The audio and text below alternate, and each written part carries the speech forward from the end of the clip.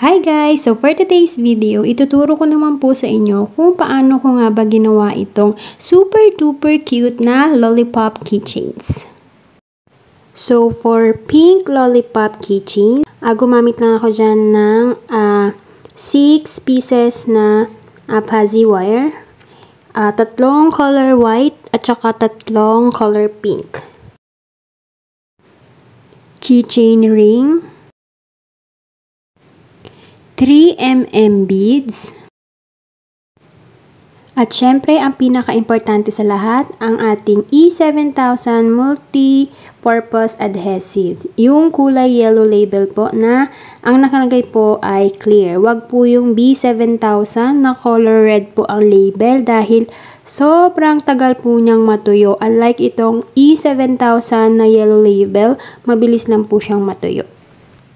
Bali guys, ini-encourage ko kayo na ito na lang yung gamitin ninyo instead of glue gun kasi itong pandikit na to, makakatipid po kayo dahil hindi ka po gagamit ng kuryente at saka isa pa hindi ka mapapasok. Ayan, so simulan na natin guys. So kumuha lang muna ako ng isang kulay ng fuzzy wire. Then inikot ko lang siya guys ng pa-spiral.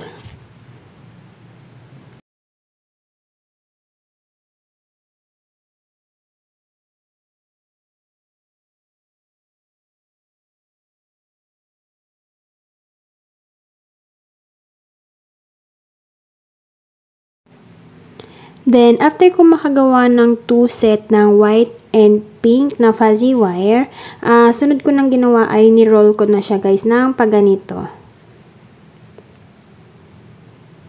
Bali, after mga ilang ikot, gagamitin ko na yung ating adhesive na glue. Bali, konti-konti lang guys yung paglagay ninyo kasi hindi magandang marami dahil baka magkalat siya. Pangit siyang tignan. So, konti-konti lang. Ang gawin ninyo, mga 3 ikot muna bago kayo ulit naglagay ng glue stick. Huwag nyo siyang lalagyan ng buo ng glue stick ha.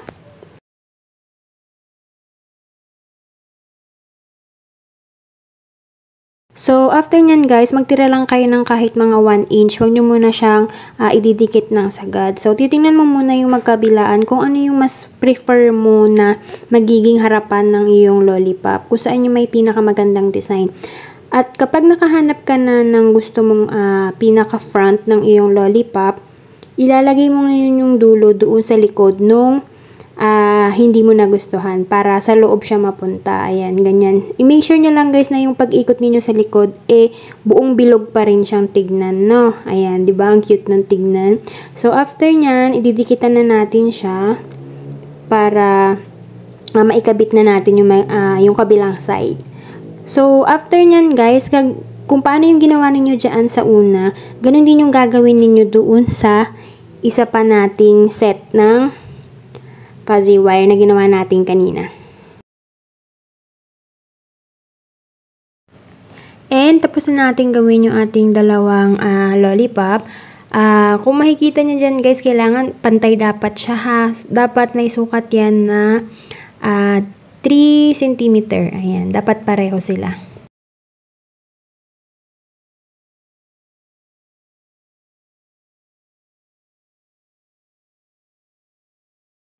So, sa handle naman tayo guys. Yung pangatlong white fuzzy wire natin, ayan, sumukat lang kayo ng 5 cm.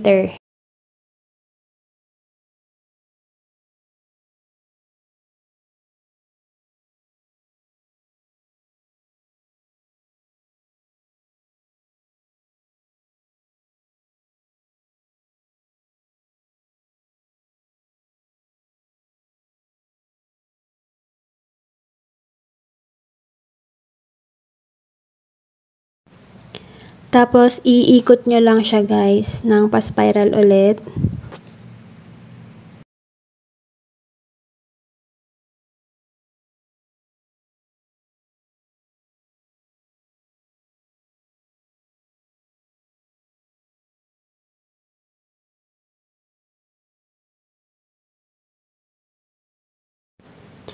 Tapos guys, yung pinakadulo niya, yung dalawa, Yan ngayon yung ilalagay natin dyan sa loob. Yan, dyan siya para hindi siya maghiwalay. Ganyan yung pagkakakabit niya. Ganyan.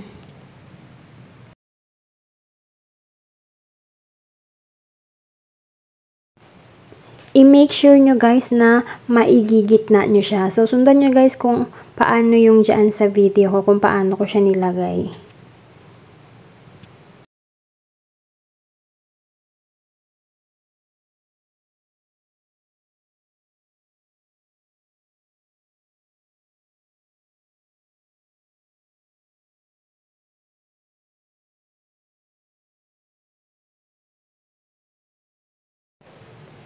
At kapag okay na siya, didikitan na natin siya ulit ng glue para maikabit na natin siya.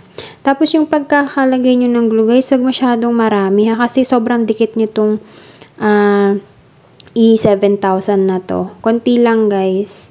Yan. Bali yung magkabilaan po yung lalagyan ninyo ng glue para sobrang dikit talaga siya.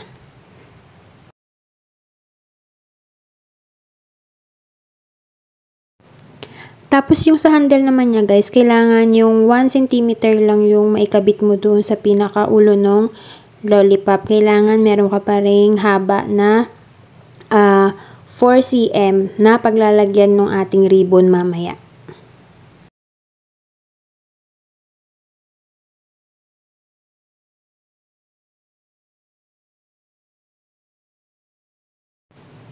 Ayan, tapos i-press nyo lang siyang mabuti guys.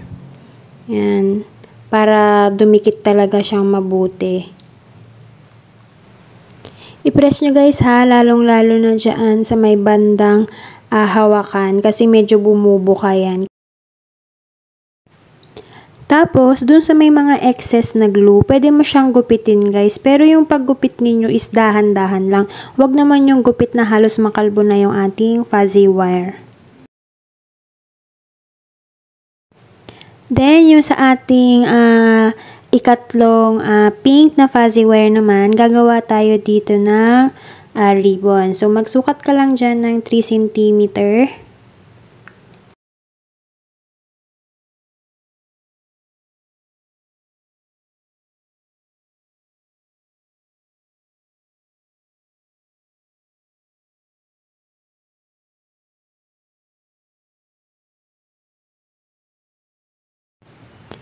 Tapos doon sa kabilang side naman, magsukat ka din ng 3 cm mula doon sa dulo nung kabilang side ng ribbon mo. Doon ka magsusukat. Yan, 3 cm din. Kung paano yung ginawa mo doon sa una, ganun din yung gagawin mo.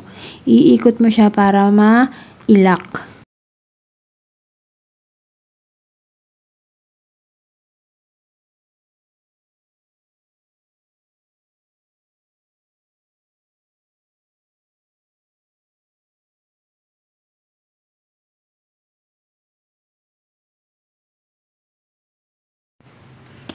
Tapos, kapag okay na, ibubuka mo lang siya ng kaunti. Ayan.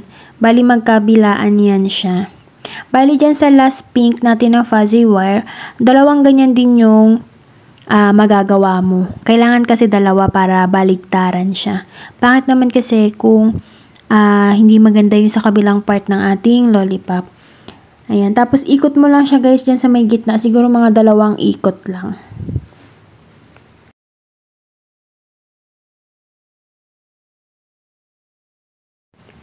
Ayan, so tapos na natin yung dalawang ribbon natin. So next, ididikit na natin siya guys. Bali yung pagdikit nito guys, yung isang ribbon, sa gitna lang yung lalagyan nyo ng glue. Doon sa pangalawa naman, sa gitna at saka yung magkabilang dulo ng ribbon para maidikit nyo siya mamaya. Tapos pala guys, yung paglagay ninyo ng ribbon, huwag nyo masyadong ididikit doon sa candy ng lollipop. Magtira din kayo ng kahit konting allowance lang. Siguro mga half centimeter. Ayan. So ayan guys, napakita ko sa inyo. Sa gitna, tapos dito sa magkabilang dulo niya.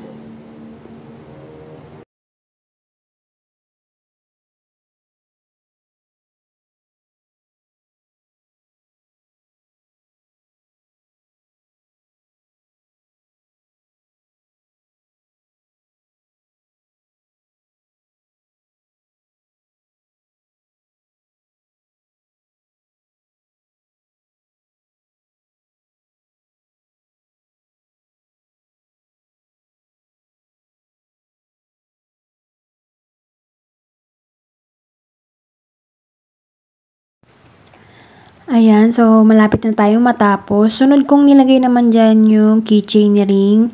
Bali, tinansya ko lang guys yung sa may pinakagitna po. Tapos, yung paglalagay nyo guys ng keychain, doon lang sa may kabilang side ng lollipop nyo ilalagay. Wag yung buo kasi masyado nang makapal.